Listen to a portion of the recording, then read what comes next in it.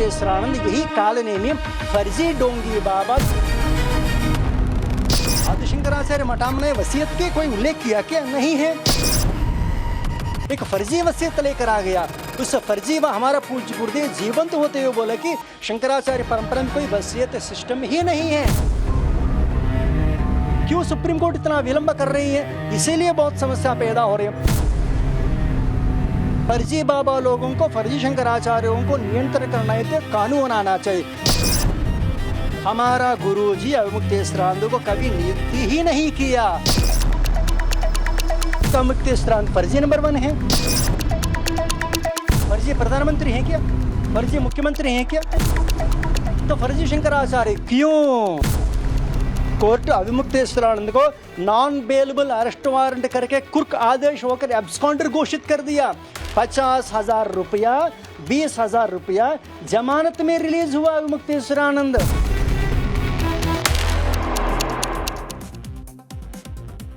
गए थे हरिभजन को ओटन लगे कपास, ये कहावत इन दिनों शंकराचार्य अविमुक्तेश्वरानंद पर बिल्कुल फिट बैठ रही है। गए थे माघ मेला में कल्पवास करने के लिए, लेकिन राजनीति में ऐसे उलझ गए कि अब सब जगह उनके नाम को लेकर तमाम विवाद खड़े हो गए हैं। संगम स्नान को छोड़ सियासी डुबकी वो लगाने लगे हैं, और तो और सीधे मुख्यमंत्री योगी आदित्यनाथ से उन्होंने पंगा ले लिया है, वो भी हिंदुत्व की पिच पर। अब ये बताने की जरूरत नहीं कि हिंदुत्व का पिच योगी के लिए होम पिच है। वो हिंदुत्व की पिच पर वीरेंद्र सहवाग की तरह है, फियरलेस, डिस्ट्रक्टिव और एग्रेसिव। जैसे कभी वीरेंद्र सहवाग होम पिच पर गेंदबाजों को नाको चने चबाते थे, भगवा ग्राउंड पर तो विपक्ष भी योगी के सामने बैकफुट पर रहता है। योगी के सामने विपक्षी पार्टियां भी इस पिच पर खेलने से हिचकिचाती हैं। ऐसे में अविमुक्तेश्वरानंद का तो घिरना तय था। हुआ भी वही। योगी आदित्यनाथ को चैलेंज देना शंकराचार्य अविमुक्तेश्वरानंद के लिए बहुत भारी पड़ गया है।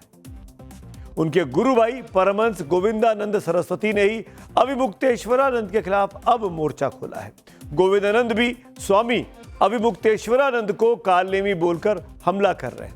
आरोप लगाया है कि फर्जी वसीयत तैयार कर अविमुक्तेश्वरानंद शंकराचार्य बन बैठे हैं। तपस्वी छावनी पीठ के पीठाधीश्वर जगतगुरु परमहंस आचार्य ने भी चेतावनी दे दी है, अगर योगी आदित्यनाथ से माफी नहीं मांगेंगे तो अयोध्या में घुसने नहीं दिया जाएगा अविमुक्तेश्वरानंद को। तो वहीं ये भी आरोप लग रहे हैं कि एक शंकराचार्य को राजनीति से इतना लगाव आखिरकार क्यों हो गया है, जो अब भी पीछे हटने को तैयार नहीं दिखाई देता।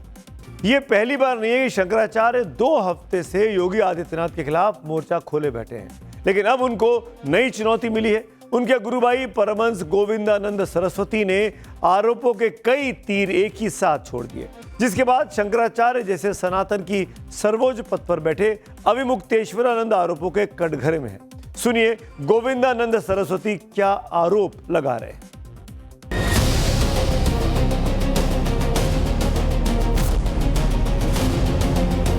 मुक्तेश्वरानंद है ना, कोई नहीं बन गया, वो खुद ही क्लेम करने लगा हम बन गए बाबा। और इसको क्या कर रहे हैं? राजनीति लोग फायदा उठा रहे हैं। अभी यही अखिलेश यादव ये पिटाई किया ना, मारकर पिटाई किया ना। तो अखिलेश यादव मुक्तेश्वरानंद को फोन करता है क्या? अविमुक्तेश्वरानंद को कोई प्यार नहीं है, वहां योगी आदित्यनाथ को टक्कर देने के लिए इसको उपयोग कर रहे हैं। आनंद सरस्वती अविमुक्तेश्वरानंद सरस्वती हमारा पूज्य गुरुदेव ब्रह्मलीन होने के बाद क्या किया? एक फर्जी वसीयत लेकर आ गया। उस फर्जी व हमारा पूज्य गुरुदेव जीवंत होते हुए बोला कि शंकराचार्य परंपरा में कोई वसीयत सिस्टम ही नहीं है। तब कैसे वसीयत आ जाता है? सन्यासी है, इसीलिए ऐसा सन्यासी मेरे को वो पोस्ट चाहिए, मैं बनना चाहता हूँ, ऐसे बोला तो सन्यासी बनता है क्या? इसीलिए ये सारी पूरा भगवान के ऊपर छोड़ देता है। हमारा गुरुजी अविमुक्तेश्वरानंद को कभी नियुक्ति ही नहीं किया। हमारा गुरुजी खंडन कर दिया, लेटर पैड में लिखकर खंडन कर दिया, उद्घोषण कर दिया। काशी विद्वत परिषद का लेटर पैड चोरी कर दिया। कौन? अविमुक्तेश्वरानंद चोर हैं। अविमुक्तेश्वरानंद अभी उत्तर महाराष्ट्र सरकार भी पूरा गवर्नमेंट के प्रोटोकॉल रद्द करके स्टेट गेस्ट खारिज कर दिया। शंकराचार्य अविमुक्तेश्वरानंद पर यह गंभीर इल्जाम लगाने वाले गोविंदानंद सरस्वती आचार्य कौन है? तो ये ज्योतिर्मठ और द्वारका शारदा पीठ दोनों पीठ के शंकराचार्य रहे स्वामी स्वरूपानंद सरस्वती के शिष्य हैं। ब्रह्मलीन शंकराचार्य स्वरूपानंद सरस्वती ने अपने 6 दांडी शिष्य बनाए थे। उनमें शंकराचार्य अविमुक्तेश्वरानंद भी एक हैं और शारदा पीठ के अभी के शंकराचार्य सदानंद सरस्वती भी हैं, यानी गोविंदानंद अविमुक्तेश्वरानंद के गुरु भाई हुए। उनका आरोप है कि फर्जी वसीयत बनाकर वो शंकराचार्य यानी अविमुक्तेश्वरानंद शंकराचार्य बन गए। वो केस सुप्रीम कोर्ट में चल रहा है। उस केस को लेकर प्रयागराज प्रशासन भी अविमुक्तेश्वरानंद से सवाल पूछ चुका है। वो रिपोर्ट हमने आपको दिखाई थी पिछले दिनों में। महाराष्ट्र की राज्य सरकार ने भी अविमुक्तेश्वरानंद से राज्य अतिथि का दर्जा वापस ले लिया है। लेकिन कहानी यहाँ खत्म नहीं होती है। जब अयोध्या के तपस्वी छावनी के पीठाधीश्वर जगत गुरु परमहंस आचार्य ने भी खुली चेतावनी दे दी है, अगर योगी आदित्यनाथ से माफी नहीं मांगी तो अयोध्या में घुसने नहीं दिया जाएगा।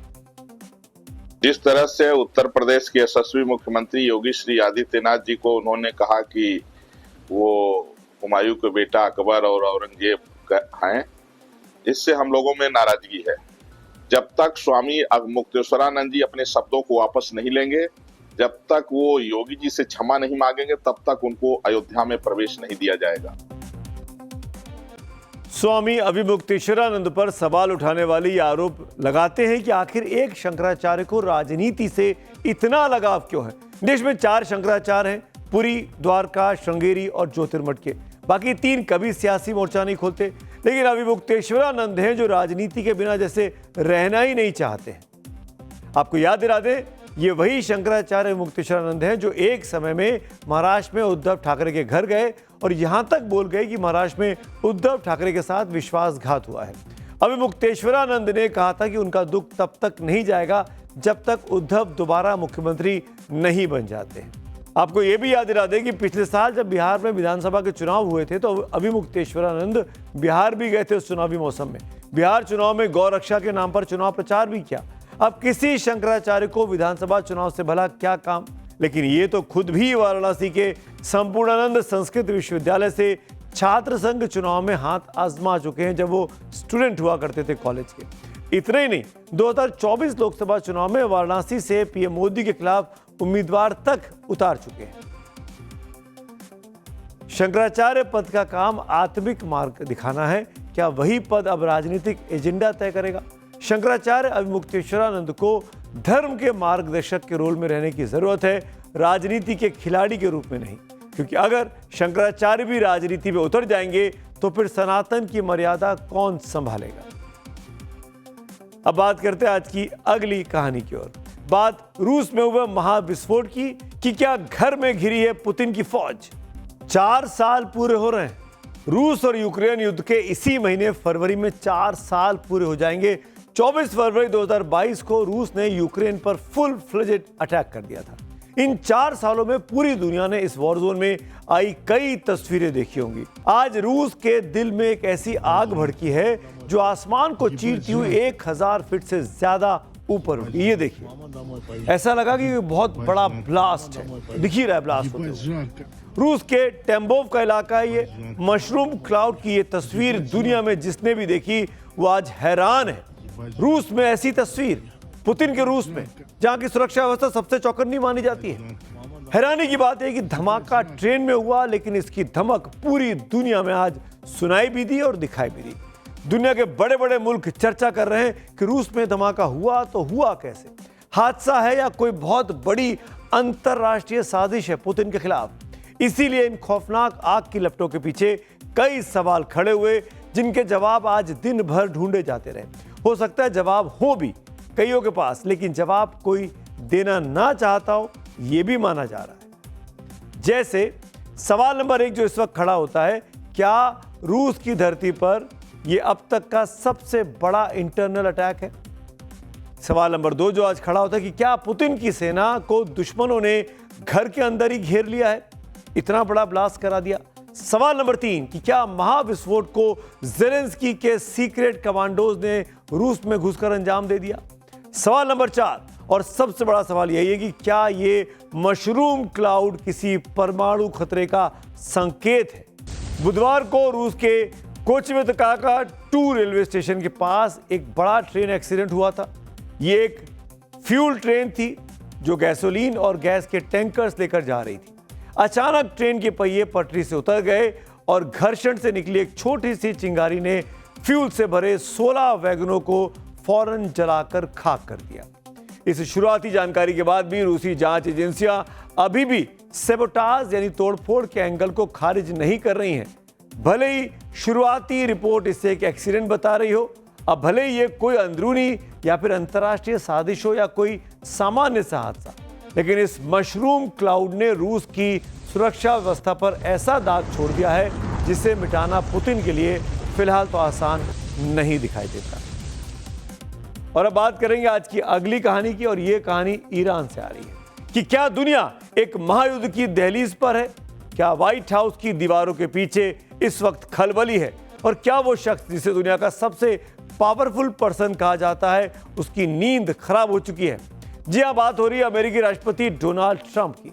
ट्रंप ने ईरान को बार बार टाइम इज रनिंग आउट कहा है, न्यूक्लियर डील के लिए प्रेशर डाला है, Abraham Lincoln career strike group जैसी जंगी बेड़े को खाड़ी में भेज दिया है, लेकिन ईरान ने जवाब में अपनी मिसाइलों को ऑल आउट वॉर की धमकी के साथ भी तैनात कर दिया है। ईरानी मिसाइल का नाम है सेजिल-2।